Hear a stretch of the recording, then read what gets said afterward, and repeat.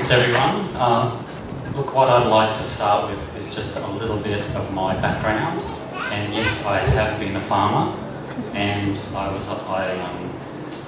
guess where I started was in 20 acres of rainforest at Springbrook, and I carved out a section where I worked organically in the forest. I moved to 10 acres on the Logan River, where I expanded from that, and then soon after I found myself on a 94-acre farm where I farmed organically.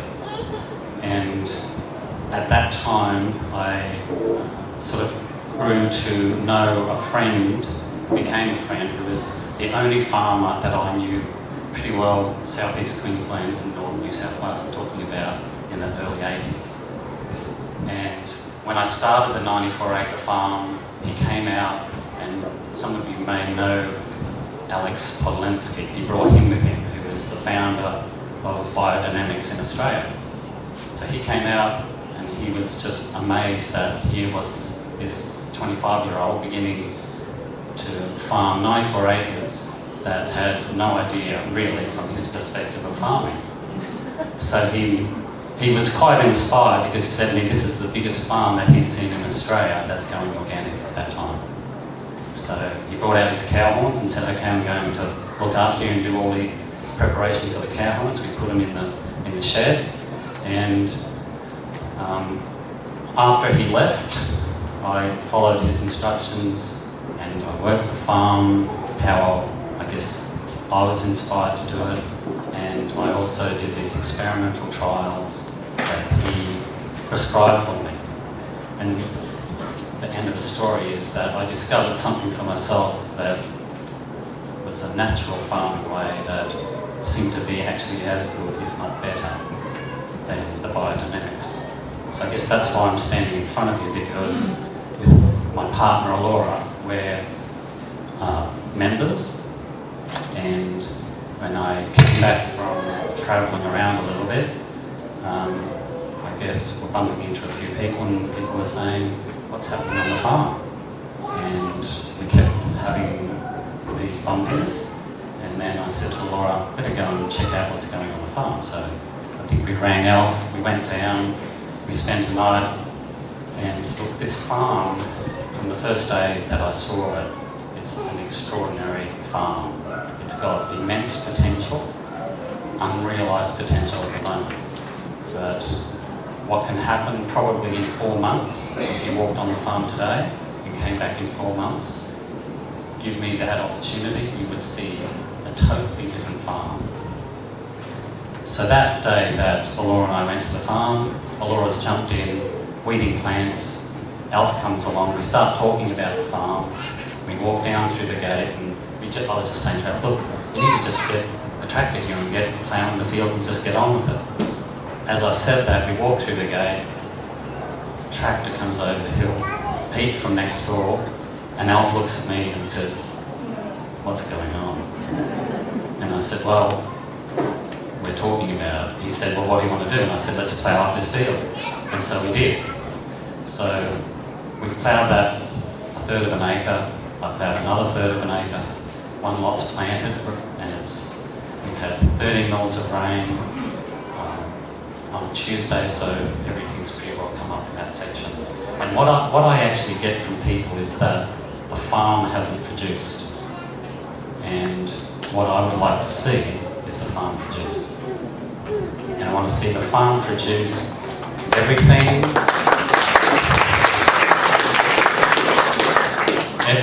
on a rhythmic cycle that is easy, from the most basic salad things to massive crops of watermelons, rock melons, honeydew melons, you name it.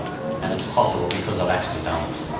And I've done it in broadacre polyculture, just similar to what Alf would like to do, but low maintenance, because I worked the property 94 acres that I worked 80% by myself, but I had the machinery to do it. So I know it's possible, so it can be done. So I guess I've got all this proposal, but in some way I feel what is actually needed on the farm, which is actually your farm. It's our farm. And I think there's been a little bit of a missing link here somewhere that if it's your farm, then why aren't we on the farm? And my feeling is that we need to get to the farm, and as a few weeks ago Laura and I put together these working bees as an initial step to get people, I wanted to meet people to see what was possible. So what I'm seeing is there are people who want to come to the farm and work. So I can create that space for that to happen. I've had amazing talks with Alpha Marina, and it's like this old chapter needs to be closed so we can open a new chapter.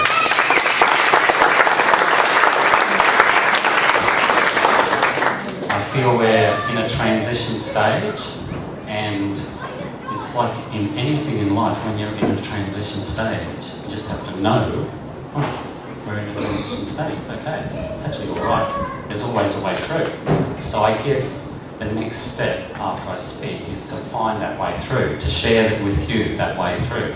And there's always a way through. Like my background, sure, I've done organic farming. I've been a carpenter, a builder on the Gold Coast, I've built hundreds of houses. I've had 10 houses going at one time. So for me to organise working bees and things like that on the farm, it's just like, come to the farm and work.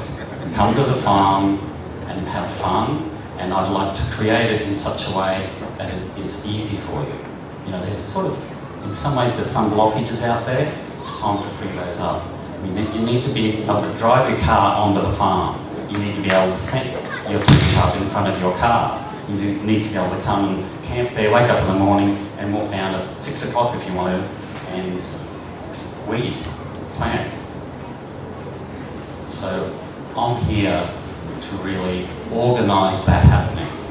And like I've got all this stuff here about the first sort of crops that we're doing, and I think, have I got the time to just keep going on with this? Keep going. Well, we'll sort of condense from half an hour to 10 minutes, but I think I'm just going to just keep going here. So what I can see on the farm initially is the old section needs to be fully cleaned up and fully replanted. So it's this flourishing small section that is, I guess, the leftovers from the old farm. But at some point, I want to actually move out of that section because it's the lowest point on the farm, and if any water gets there, it's just everything dies. So what I'm doing is working up the farm to higher points, and as we get into summer, we want to work up that hill and into the better drainage areas. So my idea is to have these 1,600 to 2,000 square metre plots every 2 weeks. So that'll be anything from 3,000 to 500 seeds and seedlings. I've worked in the past with mainly seeds, planted straight into the ground. I find that's the best way most of the time. It's your small seeds, lettuce, tomatoes, capsicum that need to be grown. We can do all that. We're actually doing that now. We've started, I think we've got 5,000 or 6,000 seedlings that have come up ready to plant next weekend into the next section. So every 2 weeks there's around 1,600 to 2,000 square metres planted. So you have 8 of those running into a cycle of a 4-month period, which is really watermelons, pumpkin, take that long to grow. So you want to have that cycle of 8 plots growing.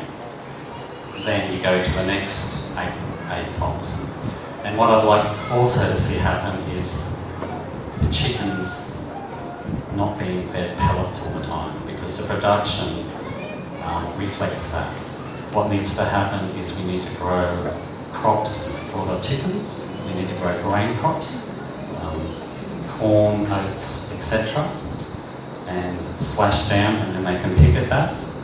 And we also need to grow green crops that they can pick at. And then what we do, the farming side, agriculture, we come behind them and utilise all that. We'll cultivate the top of that, let all that seed, whatever's left over, to come through, and that's a green manure.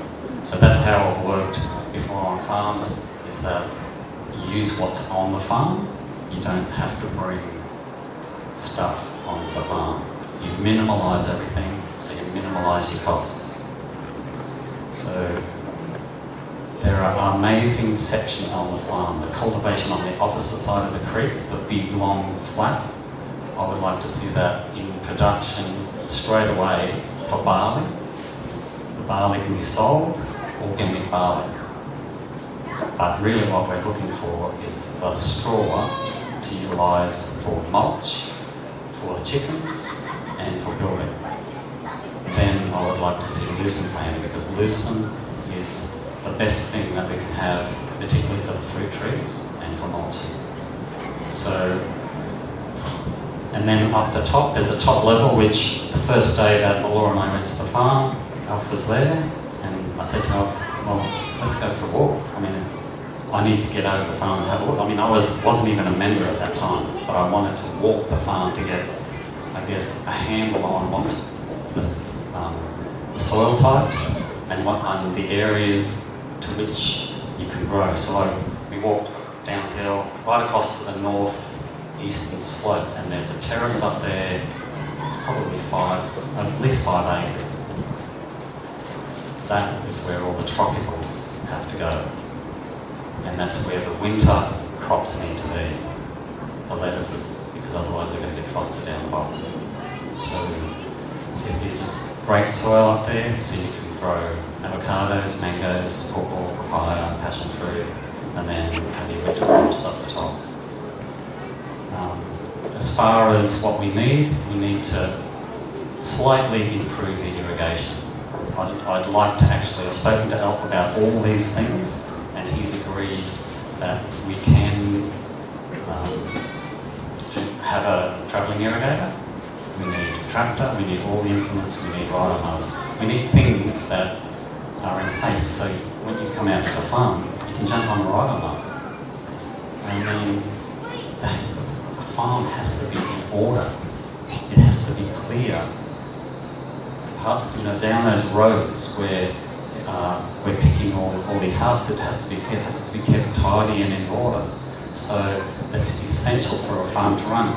You can imagine what all the work, any work that any of you guys are doing, if you don't have the tools, it's not going to happen. So we have to have the tools to do this. So this transitional stage, everything is possible. It's just a matter of slowly going along with what we've got at the moment and moving towards what's possible. And I've drawn up some schedules that I've placed over on the way out, and I'll sit there later on this afternoon if anyone's interested. It depends on what happens after, of course. But if anybody's interested to come out on the farm, I've drawn up schedules. I feel what needs to happen is there needs to be a management team on the farm, maybe 2 other 3 people, along with myself, who need to guide the farm, and when people come out to work on these working bees, they can, not just me, go down with the people, but we need a team of maybe 3 or 4 people that know what to do. So I would love to have people that could come and to work with me, and we could always be talking about what's happening on the farm, what's possible, and how the farm can expand.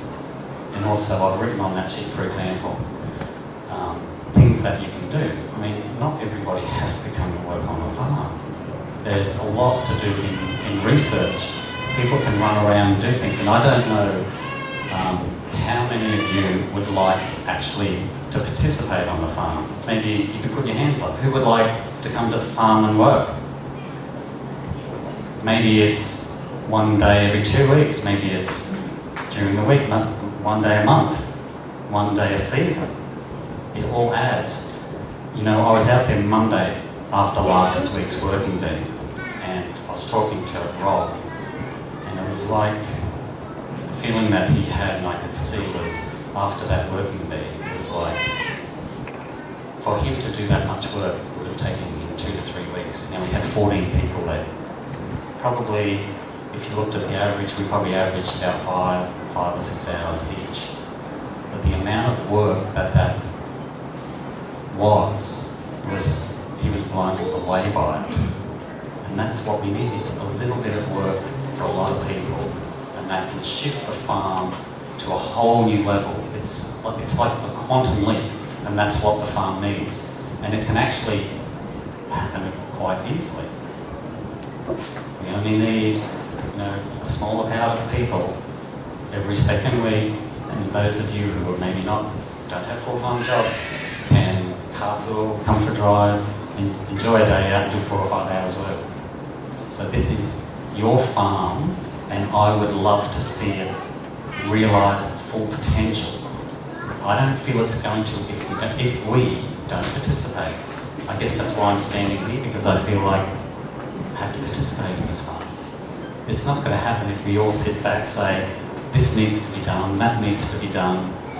Who's doing it? It actually needs us to say, well, what can I do? I can buy what I need to, I can buy from the farm. At the moment, it's not coming from the farm, but I can assure you it will be. There'll be that much produce, you'll be surprised how much produce can come off this farm. And it only needs a little bit of help. The right things to fall into place, and then this will just start the momentum will build and build. So I guess what I'm saying to you is this farm has an extraordinary unrealised potential. We don't want to get bogged down in probably some of the aspects that we've been talking about. They need to be cleared away. If we want to go forward, then we need to be able to see the way forward and just really go through. So I'm here to, whoever wants to come to the farm, to work beside. I'll work beside you, and I'll get you up to speed with whatever needs to be done on the farm. It's quite easily. Anybody can do weeding, anybody can plant. I'm sure there's a lot of you that would love to get out there and start working the farm.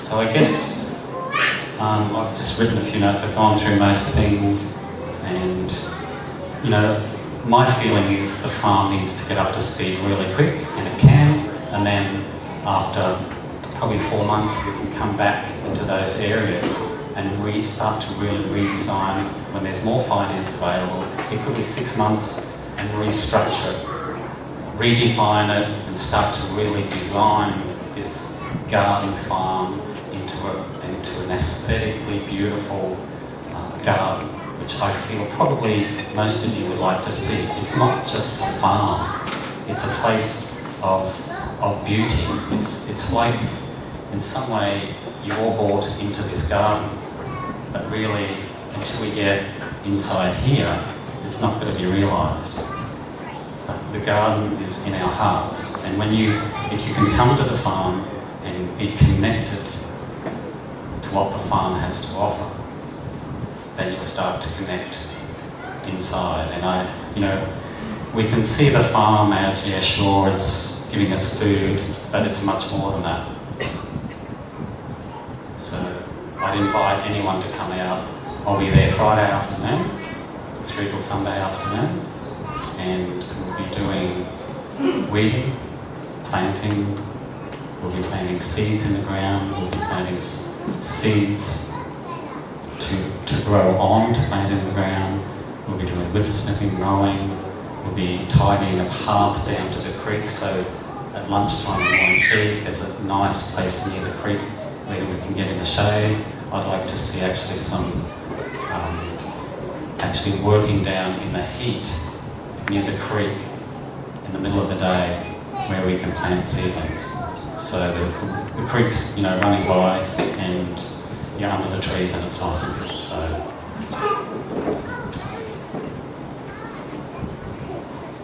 I guess I see farming as it's an intuitive thing. So I farm from that perspective that when you go to water something, you just don't go and turn on the taps. When you go to cultivate a field, you're just not going automatically. You're always looking at, does it need water? Does a plant if you look at the soil, it's I guess looking at, would I be happy in the soil? And so the soil is critical for growing, getting the soil consistency right. So how I've worked and how I would like to work the farm is by utilising all herbage that's in the ground and ploughing that back in, lightening the soil up, and it's actually bringing light and organic matter to the soil. And when the soil structure is really good, then all the microorganisms and worms can work that, and then the plants have got the best chance to really flourish. And that's what I would like to see at the farm, is things working effortlessly and flourishing, so we have this farm that we walk on and it's just, you know, it's an amazing farm. And this can all happen, but we do need your help, assistance with that. So I think that's all that I've got to say.